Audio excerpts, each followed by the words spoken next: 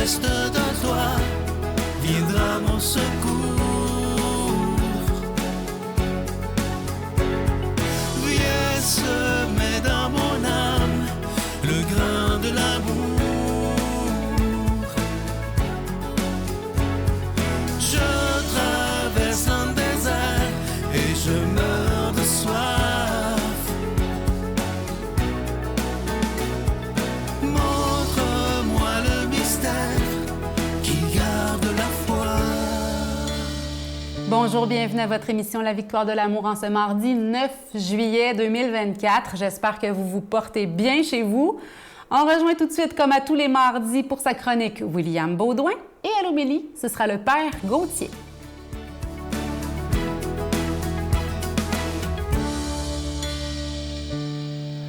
Bonjour à vous, chers amis. J'espère que vous allez bien cette belle journée. Moi, je vais très bien.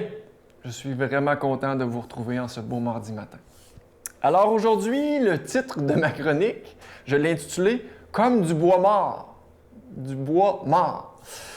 Et c'est une gracieuseté d'un livre que j'ai vraiment aimé et que je vous recommande fortement. Ça s'intitule « Sagesse d'un pauvre » de Éloi Leclerc.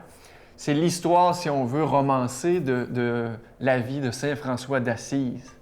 Je suis de plus en plus amoureux de la spiritualité franciscaine et j'espère que je vais pouvoir vous la communiquer dans quelques chroniques, là, à vous aussi.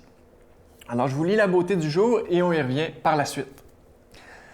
L'homme n'est pas sauvé par ses œuvres, si bonnes soient-elles. Juste cette phrase-là, il y aurait une chronique à faire là-dessus. Mais je continue. Il lui faut encore devenir lui-même l'œuvre de Dieu. Il doit se faire plus malléable et plus humble entre les mains de son Créateur que l'argile dans les mains du potier. Plus pauvre et plus abandonné que le bois mort dans la forêt au cœur de l'hiver. À partir de cette situation, l'homme peut ouvrir à Dieu un crédit illimité, en lui confiant l'initiative absolue de son existence et de son salut. Il entre alors dans une sainte obéissance. Il devient enfant et joue le jeu divin de la création. Par-delà la douleur et le plaisir, il fait connaissance avec la joie et la puissance. Il peut regarder d'un cœur égal le soleil et la mort. Oh. Il y a tellement de belles choses là-dedans, mes chers amis. Je suis vraiment excité de les aborder avec vous. Alors, je ne sais pas si vous aviez attrapé la chronique que j'ai faite un dimanche à un moment donné. Je racontais qu'à mon sens, l'expérience ultime, l'expérience sommet de la vie spirituelle, de la quête spirituelle, c'est de devenir une pâte molle. Je disais à la blague que durant la pandémie, je m'étais mis à faire du pain, à faire moi-même mon pain, et donc à manier, à manipuler de la pâte à pain. Puis j'ai continué, j'aime ça faire du pain. Puis je trouvais le parallèle important, intéressant, de faire de nous des êtres malléables et souples entre les mains de notre Créateur, entre les mains du potier, dans cette citation aussi.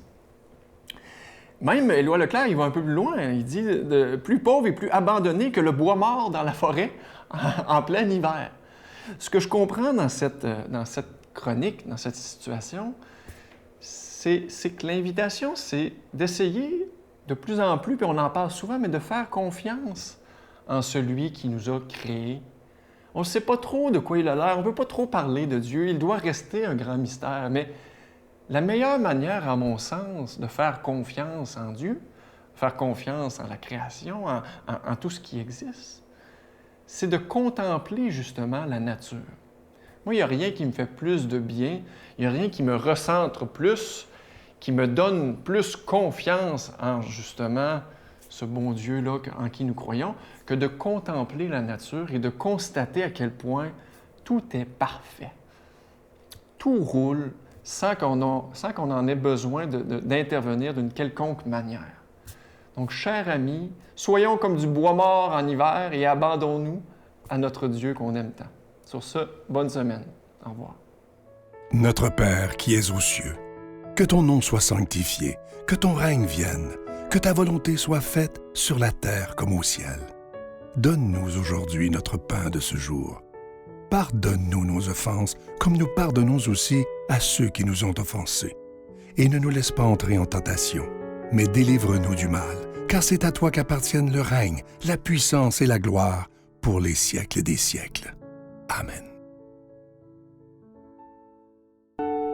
Je continuerai à croire, même si tout le monde perd espoir. Je continuerai à aimer, même si les autres parlent de haine.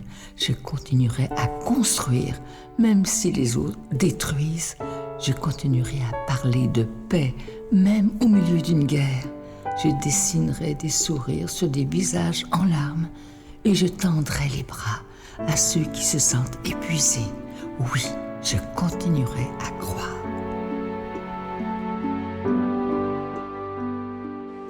Si vous saviez comment je suis heureux et content de vous parler de ce magnifique cadeau du mois, c'est beau comme ça se peut pas. Ça a été fait exprès, sur mesure pour la victoire de l'amour. Vous voyez à l'écran, c'est une carte qui est en stainless steel, en acier inoxydable, et c'est grandeur carte de crédit, donc ça va bien dans un porte-monnaie, dans nos poches, dans l'auto, peu importe. Et regardez la belle phrase, le beau visage du Christ, de Jésus. « Ne crains rien, car je suis avec toi. » Moi, mon rêve, c'est que vous l'ayez, évidemment, qu'on ait tous une carte comme ça, parce que c'est très, très beau. C'est pas en carton, ça se défera pas. Et que vous en donniez à vos amis, à vos petits-enfants, à vos enfants. Et c'est une belle façon. C'est pas magique, évidemment, mais juste de savoir que c'est symbolique, que Jésus nous dit quand ça va pas, « Ne crains rien, car je suis avec toi. » Je vous rappelle que cette petite carte, elle est déjà bénie et j'espère que vous en ferez cadeau. Je vous rappelle que c'est avec un don de 25 $ et si vous en voulez deux, avec un don de 40 $, je vous donne l'adresse, la Victoire de l'amour, case postale 120, succursale Boucherville à Boucherville, J4B 5E6, je vous la redonne, la Victoire de l'amour, case postale 120, succursale Boucherville à Boucherville, le J4B 5E6, également par téléphone, par carte de crédit du lundi au jeudi de 8h à 17h dans le 514-523-4433, 523-4433 ou sans frais le 1-888-811-9291, 1-888-811-9291 et aussi sur notre site Internet. Vous savez que c'est un moyen très rapide, sécuritaire et efficace de faire votre don, le www.lavictoiredelamour.org. Alors, je vous rappelle ce magnifique cadeau du mois. C'est une belle exclusivité de la Victoire de l'amour. Voyez à l'écran à quel point c'est magnifique. Merci de tout cœur.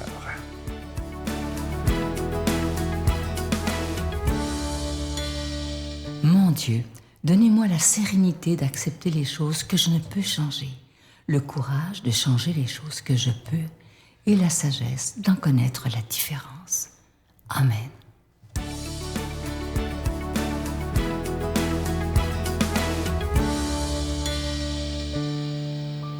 Bonjour, chers frères et sœurs. Bienvenue, n'est-ce pas, à la méditation de la parole de Dieu de ce jour. L'évangile qui nous est proposé, c'est l'évangile selon saint Matthieu, au chapitre 9, versets 32 à 38. Et dans cet évangile, on a comme 3 parties. La première partie qui est consacrée pour la guérison de l'homme sourd et muet. La deuxième partie, c'est Jésus, on nous montre son ministère qui prêchait dans les synagogues. Et la troisième partie, c'est sa clameur sur, n'est-ce pas, le manque des ouvriers à la moisson. Et on voit que dans cet évangile, on mélange les deux parce qu'ils sont liés, n'est-ce pas, la libération de l'homme dans sa surdité, de l'homme, n'est-ce pas, dans son côté qui n'écoute pas le monde, est donnée par la lumière, par la vérité de Dieu. Alors regardons ensemble qu'est-ce que le Seigneur nous enseigne, il nous montre. Dans la première partie, on voit Jésus qui guérit un sourd et muet, et des gens autour, en fait, n'arrivent pas à exprimer leur joie, n'arrivent pas à se réjouir de cette bonté que le Seigneur est en train de faire. Le premier enseignement que ça nous donne, frères et sœurs, c'est un enseignement très simple. Rassurez-vous, vous ne serez pas apprécié de tout le monde. Et c'est normal. Si vous attendez que tout le monde vous loue, si vous attendez à voir les louanges ou encore de l'admiration de tout le monde, c'est impossible. Des gens vont vous louer, des gens vont vous détester, mais ce qui doit intéresser votre cœur, c'est la vérité de votre action. Est-ce que ce que je pose comme action, c'est en vue du bien? Est-ce que ce que je pose comme action, c'est en vue d'élever l'autre, c'est en vue de le guérir, c'est en vue de le faire sortir, n'est-ce pas, de sa léthargie, de sa manière d'être? Et c'est ça, en fait, la grandeur du chrétien. Le chrétien, c'est celui qui vit pleinement sa vie sur terre, mais les yeux rivés vers le ciel, c'est-à-dire les yeux vers son Père céleste. Et c'est pourquoi Jésus continue. Oui, il ne s'arrête pas pour régler ses comptes avec les pharisiens, parce qu'on dit même dans cette péricope de l'Évangile que c'est par des démons qu'il chasse d'autres démons. Et on voit Jésus continue à les enseigner. Ah, le deuxième point, c'est l'enseignement, frères et sœurs. Aujourd'hui, nous enseignons peu. C'est-à-dire, nous transmettons peu les valeurs profondes que nous avons. Parce que nous croyons nous-mêmes peu à ces valeurs. Nous n'en croyons plus presque. Nous sommes comme un monde désabusé. Nous sommes le monde du zapping, le monde du baf. Le monde de, voilà, que tout le monde vienne comme il peut. Mais le Seigneur nous rappelle que pour pouvoir avoir une structure, il faut pouvoir être enseigné, mais il faut aussi pouvoir transmettre. Et c'est là la grandeur de l'enseignement. Attention, l'enseignement, ce n'est pas d'abord un formatage. Ce n'est pas d'abord des formules que nous devons réciter. L'enseignement, n'est-ce pas, c'est cette pratique qui est capable de transformer ma vie pour me pousser à la vertu, pour me pousser à faire du bien. Et dans l'enseignement chrétien, nous devons chercher cet enseignement chrétien. Comme chrétiens et chrétiennes, qu'est-ce que l'Évangile nous dit? Qu'est-ce que l'Église nous dit? Pour pouvoir former notre personne à devenir des chrétiens par excellence. Et le Christ conscient qu'il manque cet enseignement, la troisième partie, c'est qu'il nous parle en fait de prier pour les ouvriers de sa moisson, que le Père nous envoie les ouvriers. Alors maintenant, tout ça, qu'est-ce que ça nous dit aujourd'hui? Deuxième enseignement, ça nous dit, frères et sœurs, qu'il faut prier pour que le Seigneur nous donne des personnes capables de nous instruire pour des bonnes causes. Qu'il faut prier pour que nous soyons nous-mêmes d'abord des modèles pour les autres. Des modèles qui puissent permettre aux autres de découvrir le bien. Et que comme modèle, comme leader, comme personne qui portons une vision, nous allons être contredits, mais ce n'est pas grave.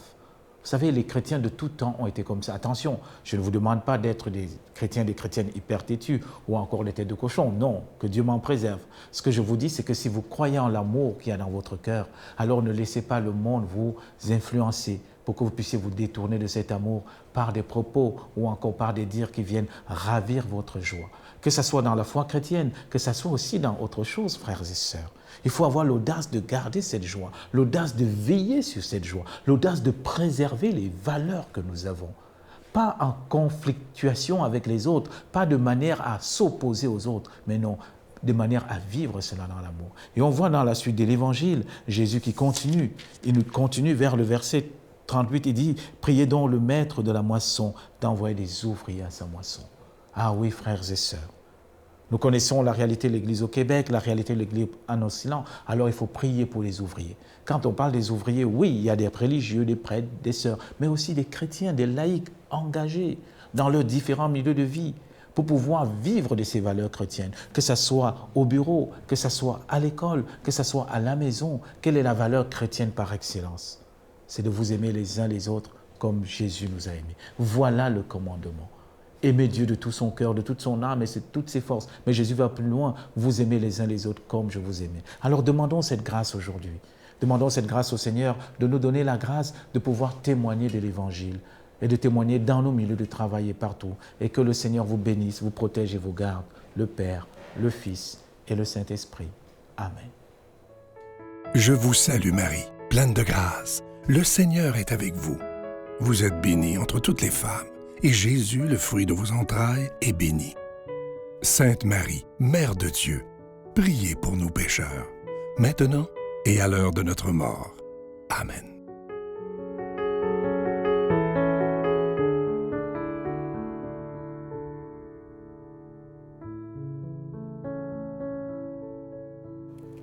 Vous avez sans doute déjà entendu l'expression « Qui sème le vent récolte la tempête ». Il y en a qui ont fait des chansons, des raps avec ça. J'ai remarqué dernièrement que ça vient de la Bible, dans le livre du prophète Osée, au chapitre 8. C'est écrit « Qui sème le vent récolte la tempête ». Oui, dans la vie, mes chers amis, on récolte ce que l'on sème. À semer largement, on récolte largement. Semons l'amour aujourd'hui. Bonne journée. Comment gérer la colère avec Christine Michaud. Je sais que c'est plus facile à dire qu'à faire, mais quand ça monte, avant justement de faire des dommages, de dire « Hey, je peux-tu respirer un peu? » Je pense que ton « Que ferait l'amour » te sert à ça. Je n'oublierai jamais d'où je suis partie, où mon cœur a pris naissance.